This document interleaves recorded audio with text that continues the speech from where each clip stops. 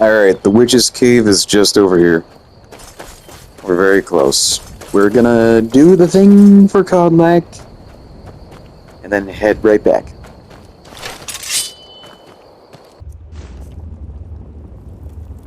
Oh yes, there's a chest. And it only has a novice lock. How lucky. Crazy that I don't even have to move the lockpick itself. Yay!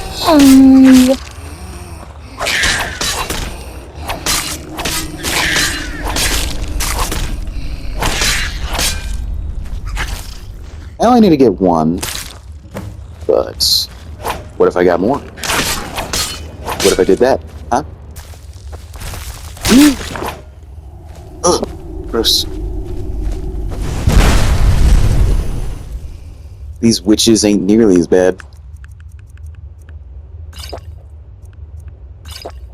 I didn't need to do that.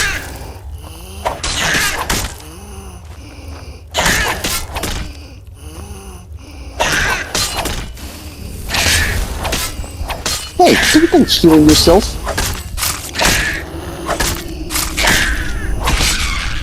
Gotcha.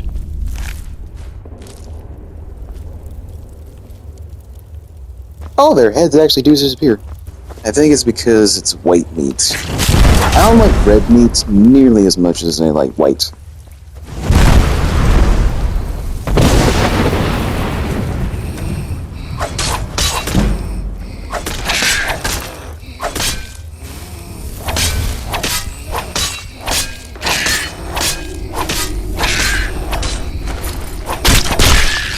Got her.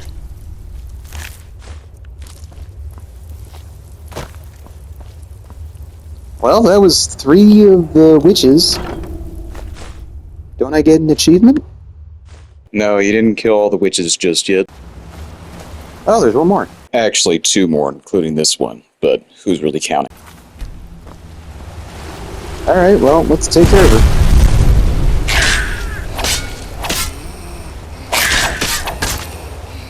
Don't scare me, Grandma.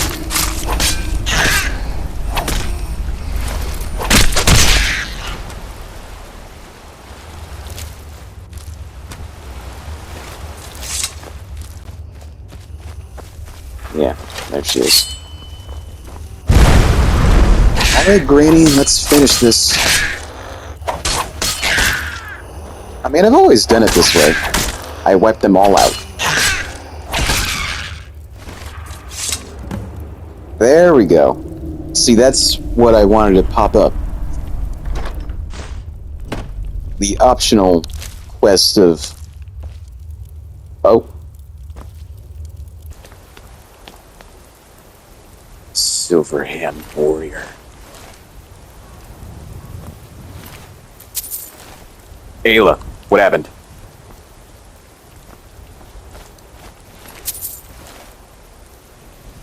Tovar. They finally had the nerve to attack Jorvaskr.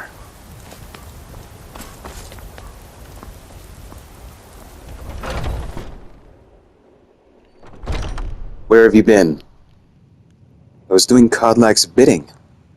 I hope it was important, because it means you weren't here to defend him. The Silverhand.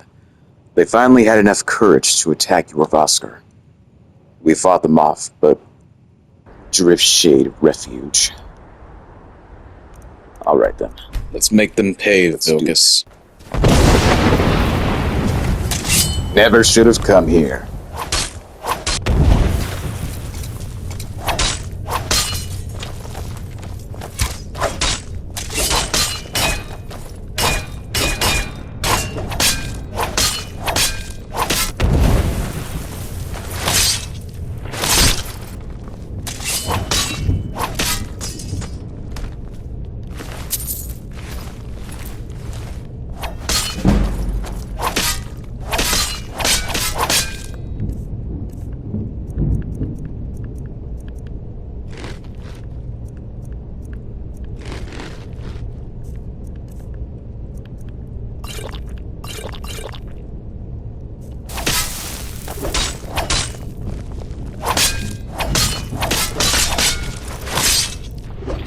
conserve my stamina.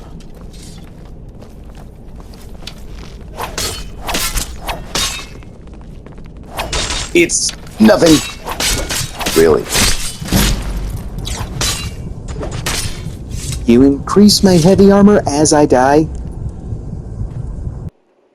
That's also really annoying.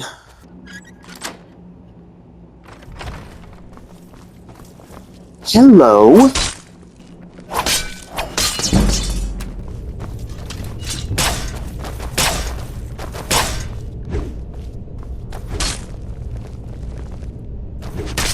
Come on.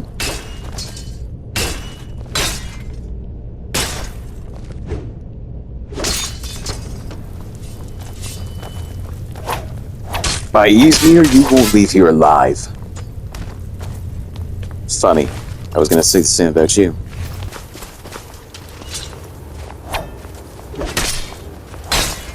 Huh. This is where I tried to save that werewolf at one time.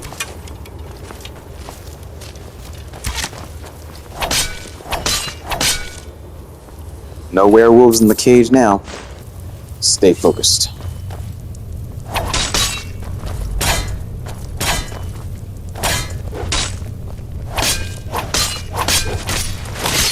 No.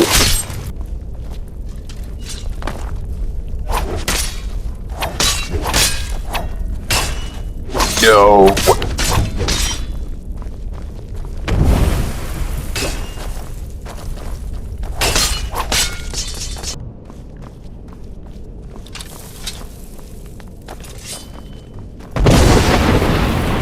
No.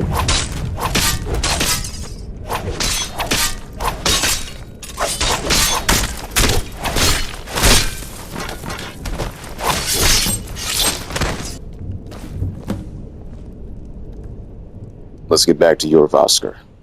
We'll want to pay our respects to Kodlak's spirit.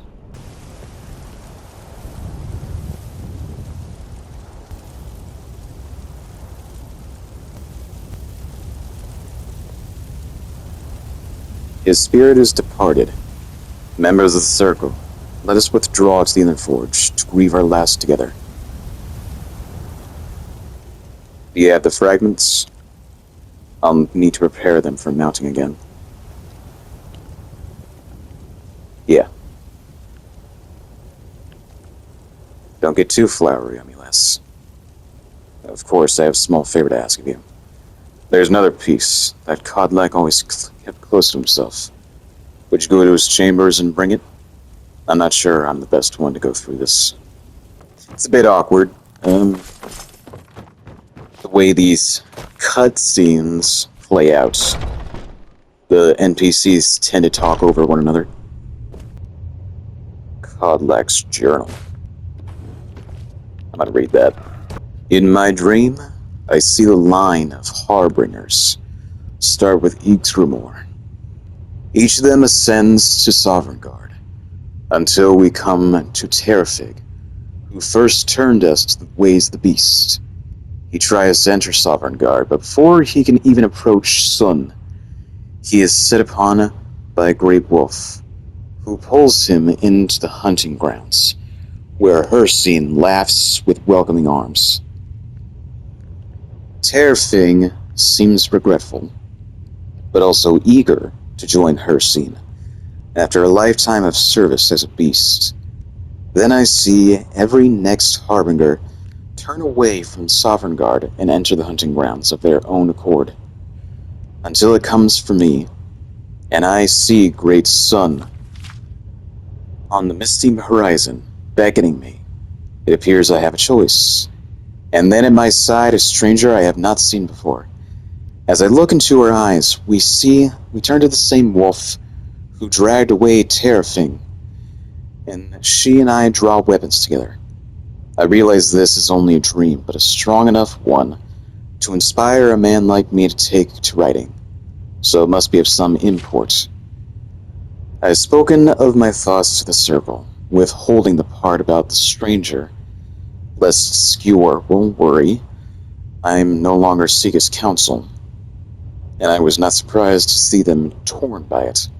Skewer and Ayla are strong in the ways of the beast, and even seemed to suggest that the hunting grounds would be their choice of the afterlife, if it were truly a choice. Vilcus seemed most troubled. The boy is as fierce as a saber cat in battle, but his heart's fire burns too brightly at times. He felt deceived, and I don't blame him. Farkas didn't know what to think, but I believe he will come around with me and his brother eventually. He usually does. I don't know what to do about Skewer and Ayla. I know they respect the companions and me, but they take to the blood more deeply than the rest of us. Fortune smiles upon us. Yesterday, Vilcus was telling me how difficult it had been for him to give up his transformations. Until we can pursue a true cure, the twins and I have chosen not to give up on the beast's blood. For me, it's provided a clearer head, but Vilcus seems to be suffering a bit for it. Farkas seems completely untroubled. That boy continues to amaze me with his fortitude. While Vilcus was confiding for the shadows of Jorvaskr, I saw a newcomer approach, who wished to join our members. It was a stranger from my dream, one who would stand with me against the beast. Vilcus began speaking obliquely, not wishing to air our problems in front of our quest, and I had to be doubly cautious not to reveal anything of our secrets to the newcomer, while also not revealing the details of my dream to Vilcus. I don't know how the politicians deal with these sorts of machinations daily. In any case, I've sent Vilcus to test the newcomer. We'll see if she is truly the great warrior I dreamt of. This newcomer, it seems, is made of decent stock. She calls herself Mercury, and has already impressed some of the circle with her mettle. I still keep my own counsel on her place in my dream, for now. Let us see what kind of destiny she is carving before hitching to her. In the meanwhile, I look for the ways of cleansing my blood. The writings and legends on the subject are sparse and contradictory. I do not wish to engage any wizardry on this matter, but I fear they may be the only ones who best know how to navigate these worlds of knowledge. It's apparent to me now that Terfig's choice to turn us was indeed a mistake. Magics and their ilk are not in keeping with the spirits of the companions. We face out problems directly, without the needs of such trickery. I can only hope to guide us back to the true path of Ygskrimor before the rot takes me. Mercury continues to impress. I don't know yet where she'll stand on the question of the blood, but the question has not been presented yet. She does know that we carry the beast blood and appears curious about it. Soon enough, I can explain about our troubles, and hopefully see what role she will play. I'm amazed that Ayla thinks she can keep a secret among this drunken rabble, especially with the loss of Skewer. My heart aches. Emotions are fraying, and the walls of discretion are the first to fall. Apparently, she and Mercury are waging their own separate war against the Silverhand, in retaliation for Skewer's death. The hearts are noble, but the course of vengeance is running hot, and I fear the counterstrike that may come if they do not rein in their fury. Mercury shows valor, though even this more underhanded time, we have not had cause to speak much, and that is something I deeply regret. I have high hopes for her destiny, as I realize that her appearance in my dream may indeed mark her as the harbinger to succeed me. I have received few dreams over the course of my life, but when they come, I have learned to trust them. I have also learned to trust the instincts of my heart, which tells me that Mercury can carry the companion's legacy as truly as any residing in Jorvaskr, especially with the loss of Skewer.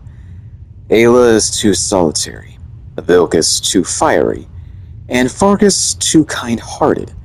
Only Mercury stands as a true warrior who can keep a mind still amidst these burning hearts. I will not speak to her of any of this, though. It's too much to burden another with.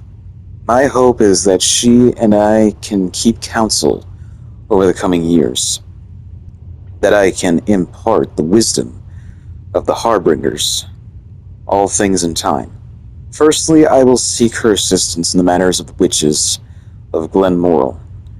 It would appear that our path to cure is not without some poetic justice for the tricksters who first cursed us. You're back. I have the fragment. Thank you. Your shield siblings have withdrawn to the Netherforge. I think they're waiting for you. The old man had one wish before he died, and he didn't get it. It's as simple as that. Being Moonborn is not such of a curse as you might think, Vilgus. That's fine for you, but he wanted to be clean. He wanted to meet Ysgramor and know the glories of Sovngarde, but all that was taken from him. And you avenged him. Kodlak didn't care for vengeance. No, Farkas, he didn't. And that's what this is about. We should be honoring Kodlak, no matter our own thoughts on the blood. You're right. It's what he wanted, and he deserved to have it. Kodlak used to speak of a way to cleanse the soul, even in death. You know the legend of the tomb of Ysgramor.